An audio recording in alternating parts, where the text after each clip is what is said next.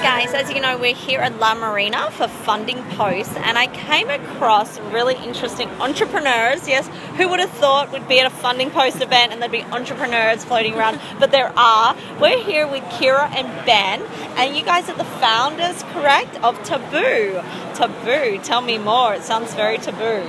Taboo is a mobile payment process for bars and nightclubs. So it's a one-touch solution that allows you to open and close your tab all at the push of a button. So no leaving your credit card at the bar and no waiting for the bartender any longer. So really no excuse to skip out on that bill, right? You gotta pay for it. Exactly. And if you do forget the bill because it was one of those nights, it automatically closes 30 minutes after the bar shuts down. So you don't even have to worry about it. You don't even have to sign out. OMG. Okay, so tell me, how did this come about? Did you guys have a big night out and you're like, I really need this in my life? Like, what happened? Okay, so I actually was working part-time as a hostess at one of Mari Vitale's restaurants downtown, and I get a call every day from someone that left their card at the bar on a Friday night. No, that was once me. No, I'm joking. Yes, no, the problem exists. Yeah, there we are. It's real. So we actually have a bin at that particular restaurant with about 100 cards that are left behind. We keep emptying it, keeps refilling. And you have to go through it? Yeah, I have to go and search for the person's card that calls me. So yeah, that sucks. Very clear problem, and then started figuring out a way to build out the technology. Very cool. So what stage are you guys at? Like, and where did you come into the process, Ben? Like, were you friends? So it's actually pretty serendipitous. We lived on the same floor in college, and we bumped into each other. She told me a little bit about what she was doing, and I it immediately registered with me. I'm like, wait, that's happened to me a bunch of times. I think my parents found out that I started drinking because of this. Yes. Maybe not. I won't say. Yes. But I thought it was a genius idea, and we just continued. We met up and continued to build out this company. So right now we've begun a seed round, and we're looking to grow that. So it's an app? It's an app-based... Okay, and has the app launched, or is it being developed? Where are you at? So we are actually launching our beta next month. So you can follow us on social media, Taboo, Facebook, Twitter, Instagram, whatever you like, and sign up to test our beta. We're going to be launching in a few exclusive venues in New York City this next month. Yeah. This is awesome, yeah, guys! So it's a great time to be interviewed because beta testers would be great. You get some free drinks, get to test out the product. And we've got a bunch of venues online ready to go, so we're going to have an exclusive, elite launch campaign going forward. Fantastic. Well, congratulations to get this stage. It's never easy, and obviously you're at FundingPost, and I'm guessing you're here to also, raise more. We never stop raising, right? Are there any entrepreneurs out there that you really look to or inspire you, and you're like, wow, that's, because entrepreneurship is such a scary thing. It's a sport. So there must be someone out there that really inspired you to take this leap of faith. So I'd say there are two for me personally. One, the grandfather would be Richard Branson. Yes. And now Sir Richard Branson. Yes. And now who I follow, and he's the hot guy. He's doing it big right now. Is Gary Vaynerchuk. Yes. I'm like a fanboy of his. So Gary V, if you're listening, Ben Marin's over here. Absolutely. He's right here, and he's got Taboo, and he's about to go into beta, so check it out. Awesome stuff. And what about yourself? As a young female entrepreneur, I do look up to the stereotypical empowering women. I love a good Sheryl Sandberg. Yes, absolutely. But it's also a very different industry here, the nightlife industry. So I hope to find more women in this industry. Likewise. Same path. Yeah. Absolutely. And one final but very important question: poker or roulette? Oh, are you kidding me? Poker, the strategy, right? Thinking that somebody thinks they know what I have, and me knowing what I have, and having to guess what they have, and then ultimately winning based on strategy over luck. He likes the game. Poker. He likes the game. And what about yourself? I like the strategy too. You do? Poker player, poker face. She likes it. I don't have a poker face. But I'm horrible at poker, but I like the game. She likes the game. Well, there you go. You heard it here first. Not that we're endorsing gambling by any means. This is Monopoly money. This is just pretend when you're over 21, and So on ParlayMe, obviously parlay is the parlay bet. So all about parlaying you. Well, it's so awesome to meet you guys. We'll put a link to taboo.com. Taboo-app.com. App.com. We'll put a link. Check it out. Download it. no excuse, guys, to skip out on paying. Sign up for the beta. Yep. It's here. The future starts now. Taboo. Sign up. Taboo. Pick it up. Download, drink more. That's right. Thank you, guys. Thank you. That's great. Cheers. Thank you. Cheers.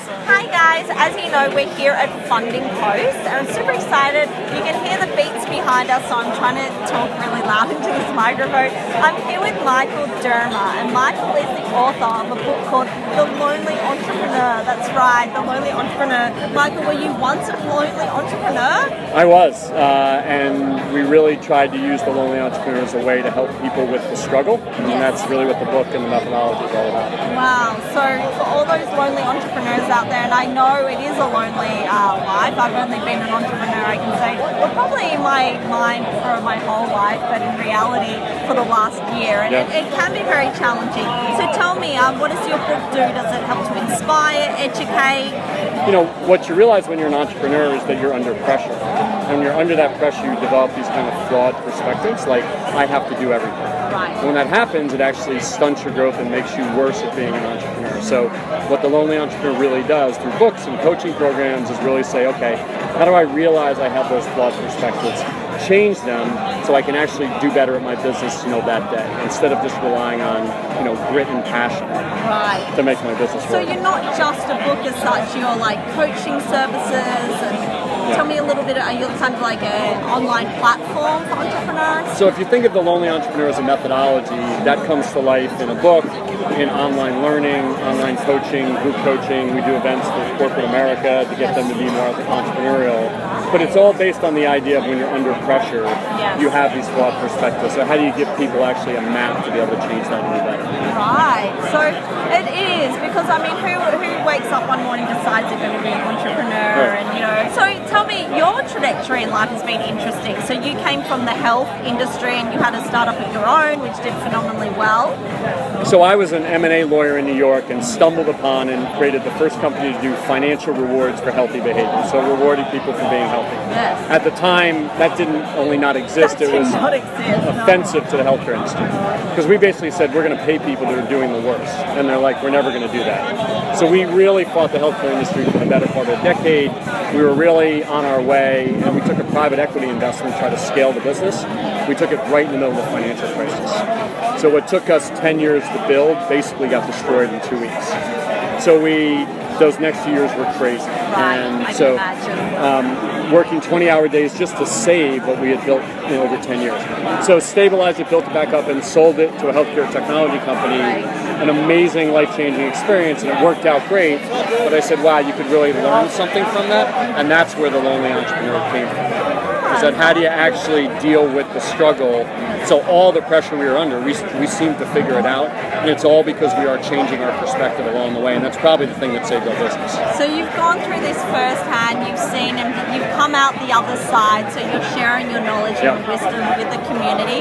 How can people find you? Do you have a website? Here we go, www.lonelyentrepreneur.com. Yep. Can they can people sign up to get your newsletters or get one-on-one coaching? How does it work? Yep, so the book is available on Amazon. It's just The Lonely Entrepreneur, and then the website is lonelyentrepreneur.com. Okay. And on there's free blogs, there's online coaching, group coaching, digital coaching. I love it. Everything you want to see up there. I love it. And very important question, is this you? It is not me. I know, because I was so confused. I was like, doesn't look like its profile, but did you find a lonely person?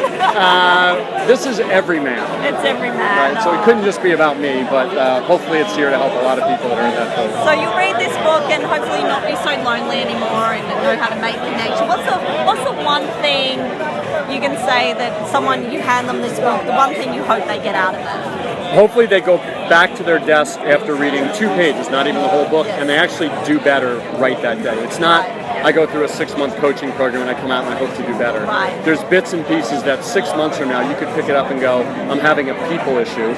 I don't know how to hire the right way. I can go back into that chapter and pull it out. So it's hopefully designed for the way the entrepreneur digests things. Yeah. Like, we don't want to go through 6-month coaching programs. No, we don't have the time. We want to look at something for 5 minutes and get out of it. So hopefully, regardless of whether it's a blog, a book, or a coaching program, that day you go back to your desk and you do better.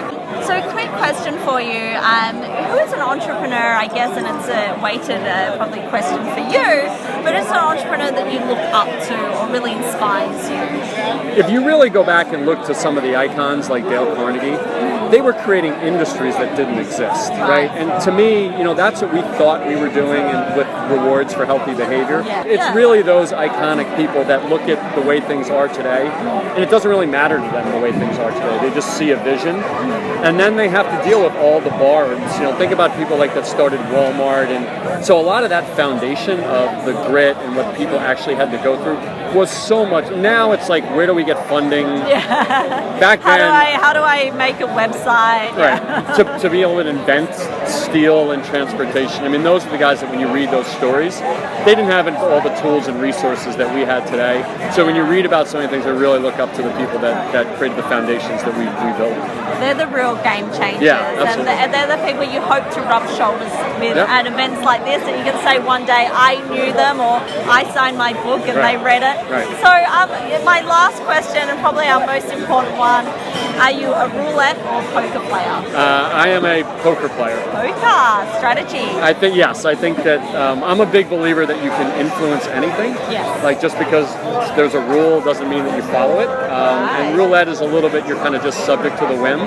Yes. Whereas poker, there's a lot of chance in roulette. A lot of chance. So poker, at least you have a little bit of ways to influence. That's actually one of the things that entrepreneurs have more than anything. Even though we lack resources and people, we have creativity. So when you're wired that way to go, well, why does 2 + 2 have to equal 5? We like challenges, we like problem solving, and definitely I can see that poker does offer all those things. Not that we're endorsing gambling by any means, but certainly you need be a bit of a risk taker if you're going to be an entrepreneur. Calculate a risk, we say here at ParlayMe. Look, it's an absolute pleasure to meet you. Take care, Tiff. Our lives are made in these small hours, these little wonders, these twists and turns of fate. Time falls away, but these small hours, these small and sign up, get involved, and hopefully you'll meet this gentleman someday. Thank you. Thank you. Hi guys, as you know, we're here at FundingPost and we're just waiting for our margaritas to arrive. No, not really. We're actually sitting. I hope they're coming. It's a beautiful day here, but we're actually here for FundingPost. They've brought together, as you know, the early seed VCs and also the angel investors of New York. And I'm actually here with Alan Cutter from AC Lion. It's awesome to meet you, Alan. Thank you. Put it Hey, here. January. What's happening? I'll make it formal. Yeah. It's so cool to meet you. Tell me, I mean, the day is we're kind of halfway through the conference. How are you finding it so far?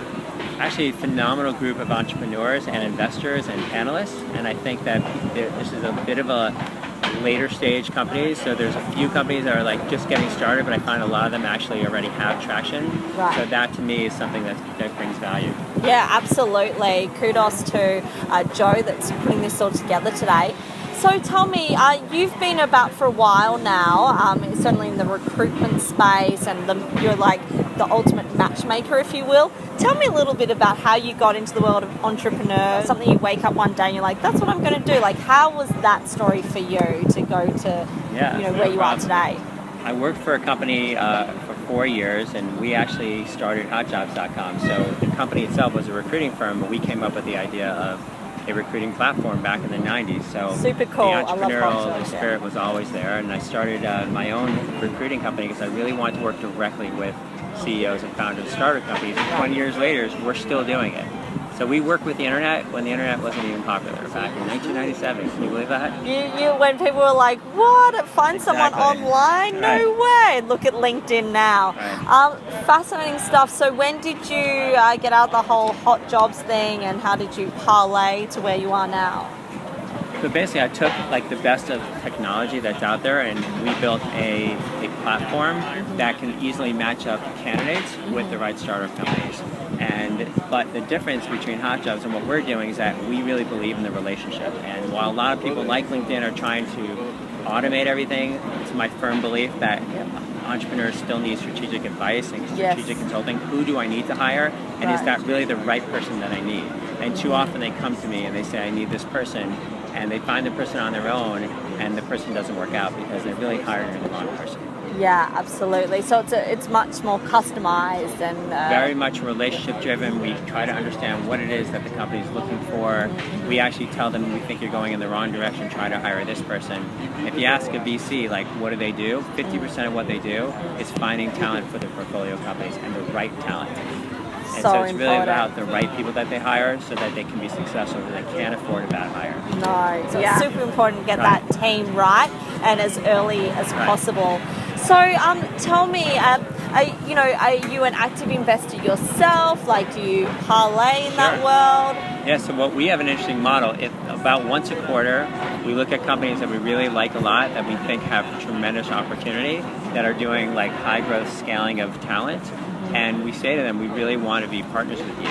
So they typically put us on an advisory board. We'll do like $100,000 worth of fees, and we'll do that either in equity or part cash, part fees. And what that does is that really incentivizes all our employees, we have 35 employees, to make sure we find them the best people. Because if we know that our success if they do well, you do well. So a lot of recruiters will be like, they just want to get the fee. For us, it's like our real fee comes on the exit. I love that. Very unique model. On the exit, people, that's what we're all chasing, definitely.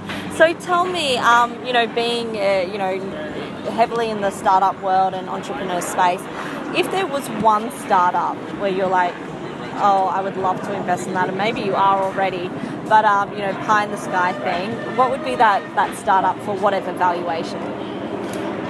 Well, I'm working with a startup right now that I'm actually almost 100% sure going to be investing as we're talking, so I'll talk about it right now. Yes, okay? There you go. The company's called Rally Bus. You heard it here first. They are the Uber for buses. Ooh. Okay, so they're taking the bus industry. Like 90% of bus companies have less than 25 buses. So if you can pull all those buses together and build a technology platform and bring the crowd to get a bus ride. Let's say you want to go to the Giants game. Right, like pooling. You put your credit card in. If 30 people want to go to the Giants game, now you're on a bus with 30 people that all want to go to the Giants game. They can drink, they can talk about Giants, you can meet them. Awesome. And if they don't get 25 people, go home. And now that bus company that had that extra bus lying around, just utilize that bus. Yeah, right. The inventory that's just sitting there doing nothing that night can actually be, so a bit of a sharing kind of coming and going. I love this. Yeah, Very and then clever. I'm looking into I love farming technology companies, like really changing the way agriculture is being monitored through data. That's something really hot right now that I'm trying to get into a company. Right, absolutely. Cool. So working, heavily, focusing on the talent side of things. What are kind of, I guess, expectations you expect, or you advise your customers as well to expect from a startup CEO? Like, what are maybe 3 attributes you're like, okay, these are the attributes we really expect or really put benchmark for a startup CEO? So I think I like to focus on what's their background. I think a sales and business development oriented CEO is very important. You can have a technology founder as like the CTO or CIO, co-founder, but the person running the company has to have ability to always be selling, always get on the phone. Always pick up the phone. And if you will conflict with any other person, because you're going to have to hire someone like that, and that's a person that's going to drive sales. It's also going to inspire investors. So they have to be very mission-driven, believe in the mission, and be able to go out there and sell. Yeah, it's so true. It's so true, because that you are the face of the company, especially when you're a small team. It's so crucial that leader is a leader and is not afraid to go out and make doors open. So no, super important. So I have 2 last questions for you, equally both important. Is there an entrepreneur or investor, it could be investor as well, that you kind of like look up to, or you kind of like, okay, that's a pinnacle, that's like someone I really kind of benchmark? I think there's a company called Lumber Capital. They're based in California. There's one of their partners here. His name is Bruce Tarragon. Right. And he's very easily accessible. He'll meet with almost anybody. He gives and he shares his opinion and advice to people, and he'll make introductions for other people. Nice. And I think that's the true sign of a venture person who is not egotistical. A lot of these VC guys think they have all the money, and he looks at it like, how can I help you, the entrepreneur? How can I, even if I don't invest in you, I still want to help the ecosystem. I love that. It's super, super important. So my last question is, are you a gambling man? My wife hates it, but I am a huge risk taker. Okay, and I've lost a lot of money. There you go. So if arm twisted and we forced you into a casino, not that I'm saying you ever go to one, would you put your money on blackjack, roulette, or poker? It's blackjack. I feel the most comfortable with blackjack. I think you have a bigger chance of winning. There's just a little bit of skill there. Right? He's like the skill. He likes to see a little bit of skill, a little bit of luck. Exactly. You know, you got to always have a little bit of both, right? Right. So awesome to meet you. You too, January. Thank you so much. Best of Enjoy. luck to And, you. and can I put the link to your website too? Of course, aclion.com. aclion.com. There you go, guys. Check it out. And all this content will be on ParlayMe.com and also our YouTube channel. Thank you. Thank you. Our lives are made in these small hours.